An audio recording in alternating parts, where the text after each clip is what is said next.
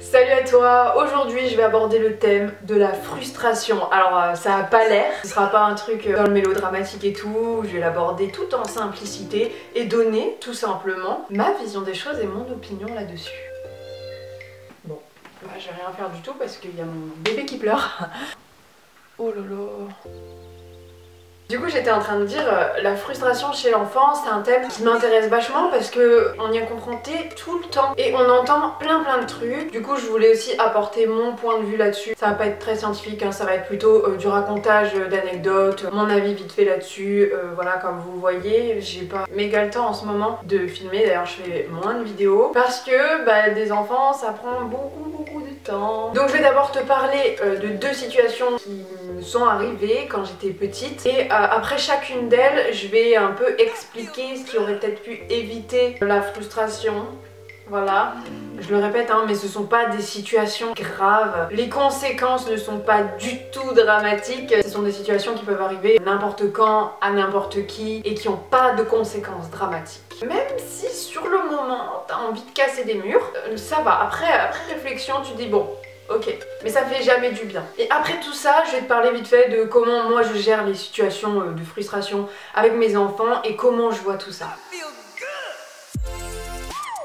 Donc, story time numéro 1 de quand j'avais une dizaine d'années. Pour les deux, ça va être quand j'avais une dizaine d'années en fait. Alors en fait, avec ma mère et ma soeur, on devait partir en week-end au ski avec le travail de ma mère. Je crois quasiment tout frais payé et c'était dans un hôtel 3 étoiles et tout. On était trop contente avec ma soeur. Ma soeur doit avoir du coup 12-13 ans et peut-être moi 11-12, je sais plus, je crois que j'étais en 6ème. Et du coup, on avait loupé un vendredi d'école pour aller à Marseille pour prendre le bus avec le travail de ma mère et aller à la montagne faire du ski. On était trop contentes. Ça faisait des mois que c'était prévu, enfin genre c'était trop bien. Et là on arrive sur le lieu de travail de ma mère, je crois que j'ai dit Marseille mais en fait on devait aller à Aix avant d'aller à Marseille, bref c'était à Aix le lieu de travail de ma mère. On arrive et il y avait personne. Donc là je commence à savoir ce qui va se passer, tu vois, je commençais à avoir un peu les boules. Et donc ma mère elle va demander à ses collègues, oui pourquoi il y a personne, nous on avait nos valises et tout, toutes prêtes pour le week-end, tout frais payé. Et là le mec il dit à ma mère, ah mais non c'est annulé, il n'y a aucun bus qui part ce week-end à cause de la neige. C'était du coup je sais plus quel épisode de neige mais ça devait être 2008, 2000. Si vous vous en souvenez, cet épisode vers là de neigeux à Marseille, c'était à ce moment-là et il n'y avait aucun bus qui circulait en gros et ça a été annulé et ils avaient oublié de prévenir ma mère. J'étais au bout de ma vie. Non franchement sur le moment je rigolais pas du tout, genre je me retenais de pleurer devant les gens parce que tu sais t'as un peu honte et tout, t'étais là. Pleure pas, j'avais prévenu tous mes potes, ouais aujourd'hui je vais pas au collège, j'étais fière, ils étaient là, oh t'as trop de la chance, et moi j'étais là, ouais. Et là t'es là, je crois que c'est le karma, j'aurais pas dû me vanter autant. Bah au final on n'est pas parti quoi. Et sur le trajet du retour, je me souviens avoir pleuré toutes les larmes de mon corps. Et genre ma mère elle en avait marre un peu parce qu'elle aussi elle avait les boules. Sauf que bon bah c'était la maman donc elle pouvait pas trop exprimer. Et en plus il y avait nous à l'arrière qui étions dépités. Et là tout ce que je voulais c'était vraiment trouver une solution pour pouvoir quand même faire quelque chose de ce week-end. Ça faisait des mois qu'on l'avait prévu, je comptais les jours et tout, et là, bim, dans ma gueule. Je me souviens que je suppliais ma maman pour qu'elle trouve un compromis, pour qu'on fasse quelque chose d'atypique, qu'on fasse quelque chose qu'on ne fait pas normalement, pour que ça reste pas juste un week-end normal, alors que vraiment je comptais les jours. J'avais trop hâte et je me souviens plus en fait de ce qu'on a fait. Je crois qu'on a juste rien fait et c'est comme ça et il a fallu ravaler tout ça quoi. Mais voilà, je pense que pour gérer cette situation, c'est extrêmement difficile. Je me mets à la place de ma mère,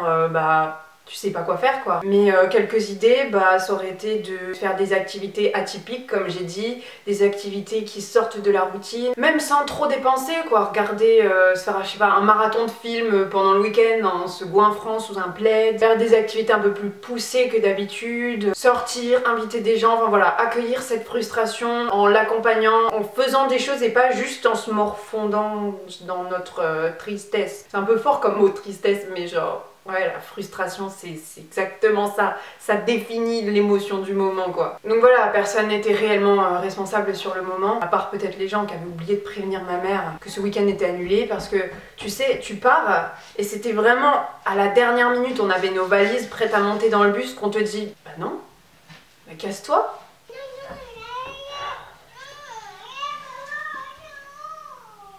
Et se servir de cette frustration pour pouvoir faire des trucs cool qu'on n'aurait jamais fait si ça s'était passé comme prévu. Voilà, alors deuxième histoire. Là on va quand même un level au-dessous, c'est différent, c'est complètement différent en fait. Donc il s'agissait en fait de mon papa et de moi qui à Lyon cherchaient une pizza dans notre ville. Et l'entreprise en question qui faisait des pizzas super bonnes. Et je crois que c'était à l'époque à 4 € la pizza. Voilà, donc mon père il me dit ce soir c'est pizza, wouhou. Et dans notre ville, cette pizzeria commençait à faire faillite. Donc on a dit bon on va tester si c'est ouvert cette pizzeria. Si c'est fermé, bah tant pis on va un peu plus loin. Dans un village à peu près à je dirais 10-15 bornes. Il y en a une autre de la même entreprise. Je sais pas pour ceux qui connaissent mais c'était Pizza Valley et c'était vraiment très très bon. Mais ça a fermé. Donc voilà, maintenant ça...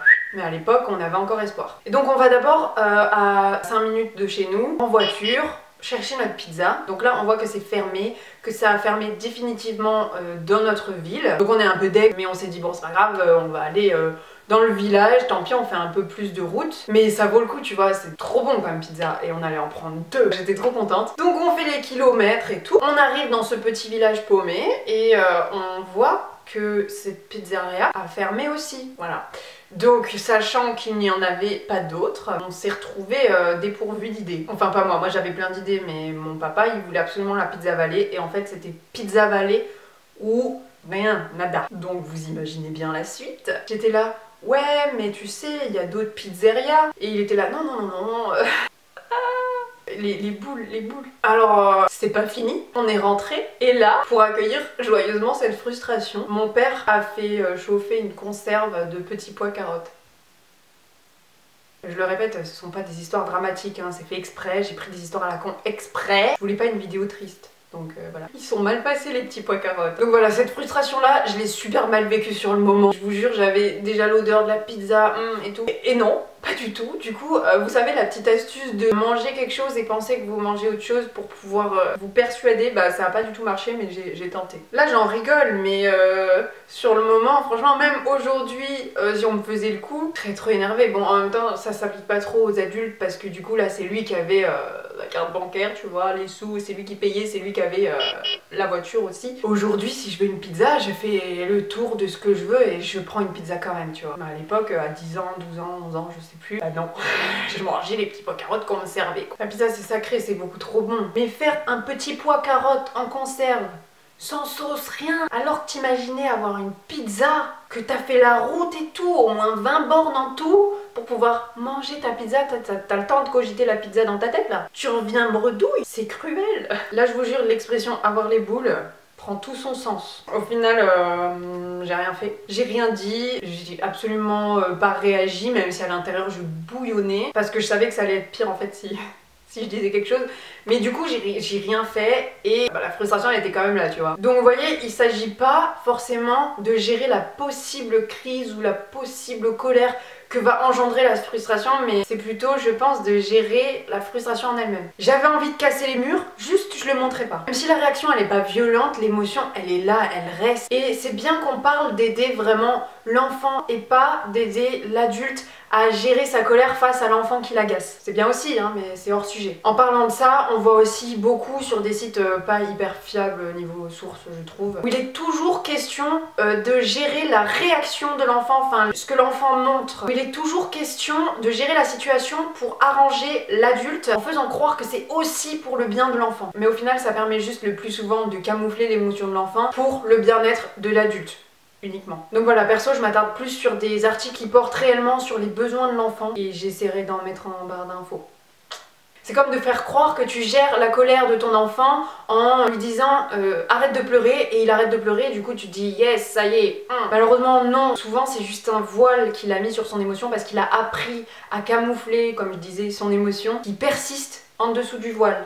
T'as vu l'image? Donc je pense que accompagner la frustration c'est aussi comprendre qu'elle est là et comprendre pourquoi elle est là et comment la traverser aussi, ça c'est important. Pour mes enfants du coup, dans un premier temps je vais peut-être être paumée parce que je vais peut-être pas savoir que c'est de la frustration. Après quand j'ai compris que c'est de la frustration, soit je vais pouvoir donner ce qu'attend mon enfant et du coup bah la frustration elle va passer parce qu'au final il aura eu ce qu'il voulait, soit je ne peux pas ou je ne veux pas pour X raison lui donner ce qu'il demande. Dans ce cas là on va pouvoir essayer de trouver un compromis par exemple qui va lui aller à lui aussi parce que bon c'est un échange de bons procédés. Soit je peux vraiment rien faire du tout, on est bloqué et là bah va falloir faire face à possiblement une tempête émotionnelle et je vais devoir le consoler pendant plusieurs minutes. Je dis le parce que là Lila elle est un peu petite mais voilà ça va arriver aussi pour elle hein. Je disais pendant plusieurs minutes voire pendant plusieurs dizaines de minutes, mais je vais pas le laisser seul face à ça, surtout à 2 ans ou moins.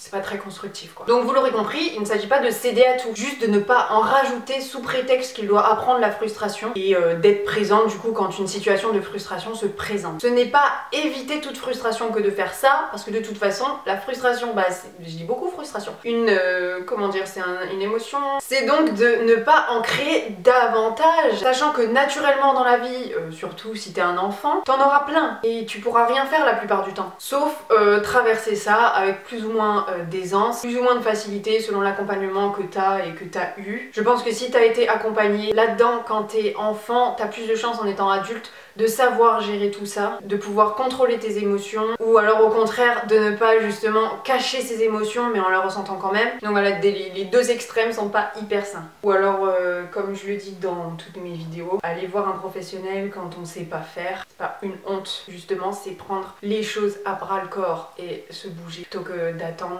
ou de faire n'importe quoi. Bref, voilà, j'espère que ça a été un peu instructif, peut-être pas du tout, mais au moins ça a été un peu de blabla. J'espère que tu t'es diverti. J'aime bien dire qu'on n'apprend pas à gérer le stress avec du stress et que pour la frustration du coup c'est pareil. Qu'il faut du temps, de l'amour, de l'eau fraîche. Non, j'arrête avec ces niaiseries, vous aurez compris un peu le cheminement. Voilà, sinon si j'ai oublié de le dire au début, j'espère que tu vas bien et j'espère que t'es en forme, voilà. Toi qui me regardes, moi je ne te vois pas. J'aimerais faire un coucou à ma maman. Merci de pas avoir pété un câble parce que tu devais être frustrée aussi ce jour-là où on devait partir au ski. Sinon, abonne-toi, like la vidéo, active la cloche afin de recevoir quelques notifications quand je sors une nouvelle vidéo. Bon, sur ce, salut.